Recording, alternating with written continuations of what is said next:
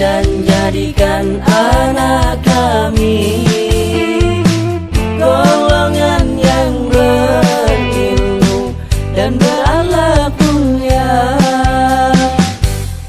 Jangan sirik, jangan dorong,